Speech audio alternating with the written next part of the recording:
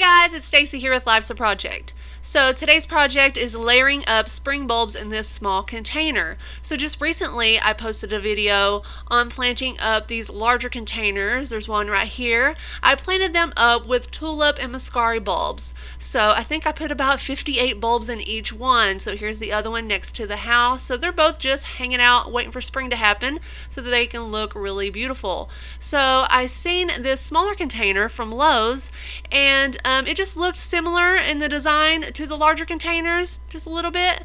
So I thought that they would look pretty all sitting out together in the spring. So this container measures 13 inches wide across the top and 10 inches tall. And it is also made of plastic, just like the larger containers. So you can see here I have all of my supplies laid out and ready to go. Down here are my bulbs. And I have some bulb tone by Espoma, my watering can, Miracle-Gro potting mix over there, and I've added some to this 5-gallon bucket with my scoop. It just makes it easier. And then an assortment of pansies. So pansies are just really tough little plants, and they just look so pretty, and their color is just so great. So I have some yellow, purple, and white ones. So let's talk about spring bulbs. So spring bulbs bloom in the spring, and you plant them in the ground or in containers in the fall because they need that chill time. So down here I have 3 different bulbs. So the daffodil and crocus bulbs I picked up from Lowe's, and the allium from Meijer. So just after leaving Lowe's, I went to Meijer, and then I seen these allium bulbs, and they were like $2 for this box of 7. So really good deal, couldn't pass it up. So these allium are called Purple Sensation, and I just think they look so whimsical and pretty, so I thought I would throw them in the mix. So these like full sun, 2-part shade. They like to be buried at a depth of 5 inches in the ground or in your potting mix in your container, and they grow to a height of 28 to 32 inches. So these things are pretty tall. Their hardiness zone is 2 through 10. I live in a zone 6, and the bloom time is late spring. So these allium, they just look so pretty, and I think they're kind of whimsical to me, and I thought they would make this container just look so pretty when they bloom in the spring. So the daffodils here, called Slim Whitman, for $3.98 I got 8 bulbs. They like full sun to part shade. It says they're fragrant, great for cut flowers, and I just think they're so pretty, the white with the yellow. You know, I see a lot of traditional just all yellow ones, and so I thought I'd give these a try. You can see the bulbs in there. So a lot of information here on the back of the package. They like to be buried at a depth of 6 inches, and their bloom time is mid-spring. Their height 14 to 16 inches tall, cold hardiness to -50. So on the back of this package, it does have a lot more useful information about planting zones in your area. So you can see that if you're unsure. I live in a zone 6. So next up are the crocus bulbs, and I just think these are just so darling. They grow a lot shorter. So these are called Pickwick. For $3.98 you get 15 bulbs. They like full sun to part shade, multiple blooms per bulb, return year after year. And I just thought the purple with the white striping with that orange center is just so pretty. On the back here, you can see they like to be buried at a depth of 3 inches. And the bloom time is early spring. Their height is only 4 to 6 inches. Cold hardiness to -40. And so just like the daffodil packaging, this one's the same with the planting time zones. And I didn't mention on the other one, it also has this little kind of ruler over here. So the good thing about choosing these bulbs, like I said, these crocus bloom early spring. The daffodil, they bloom mid-spring.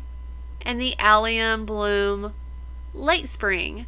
So you want to choose different bulbs that bloom at different times in the season, in the spring, so that you have a beautiful spring container that has blooms all spring long. So the daffodil like to be buried at 6 inches deep, the allium at 5 inches deep, and the crocus at 3 inches deep. So that is how I'm going to layer them up in my container.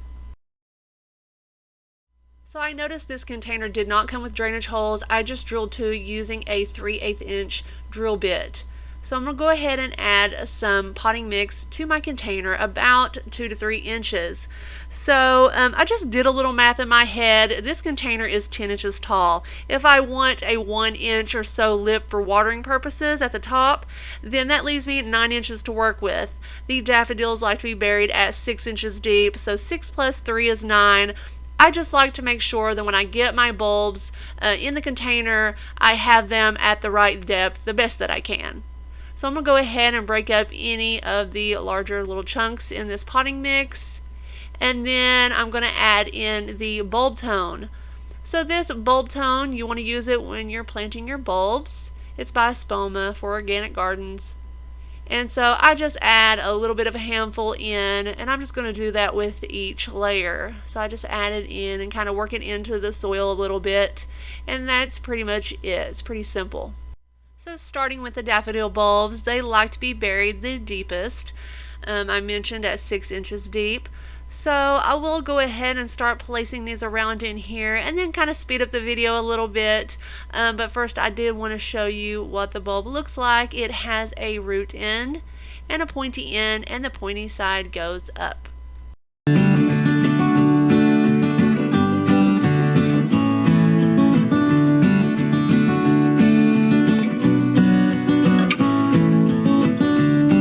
Guys, so sad, one of my bulbs is a dud, so really dried out, worthless. But you can see here I had enough in here because, you know, these will put on a lot of blooms per bulb.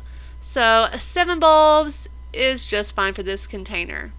So I'm going to go ahead and add in probably about an inch or so of potting mix, because the allium like to be buried at about 5 inches deep. So just working some bulb tone into this layer as well. So next are the allium bulbs called Purple Sensation. So you may have heard of Glowmaster, or I think some are called Gladiator, the larger alliums. So these are on the smaller side, so perfect for a smaller container. So it looks like a little onion, has a root side and a pointy side, and technically the allium are part of the onion family. So I'm just going to go ahead and place all of these around in this container, trying to give them some space. I don't want to put them super close together because they do develop pretty good size flowering heads, about 4 and 5 inches across.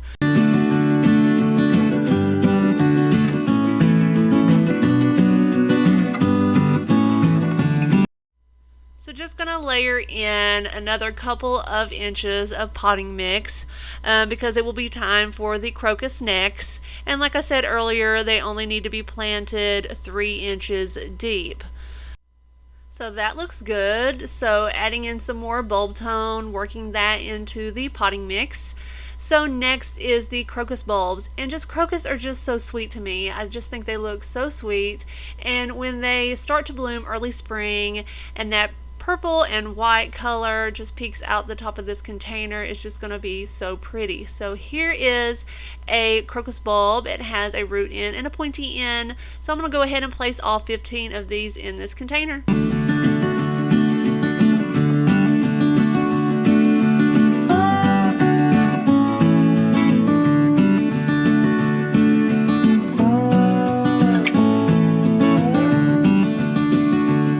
All of my bulbs are placed, so I'm going to go ahead and add about 3 more inches of soil, filling up this container and leaving that 1-inch lip at the top.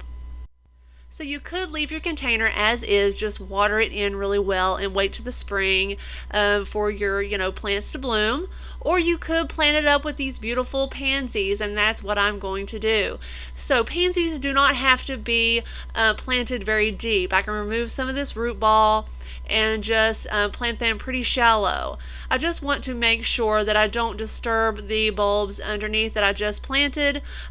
So just being really careful. I'm going to add in some pansies in the top of this container, and it'll make the container look really pretty while I'm waiting for spring to come around.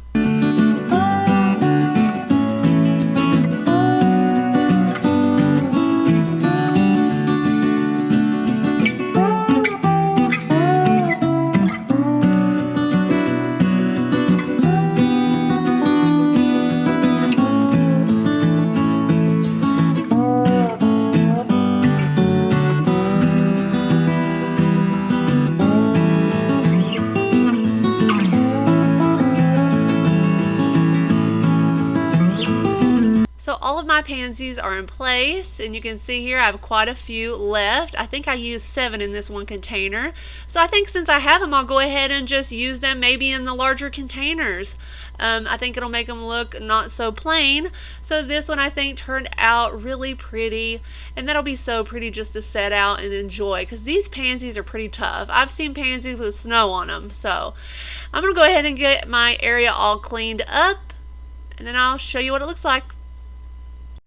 So for messes like this, I really like to use a leaf blower. This is an Echo handheld leaf blower. I actually have one similar to this one that I've had for like 9 years, and it's just not as powerful, and that thing is still working.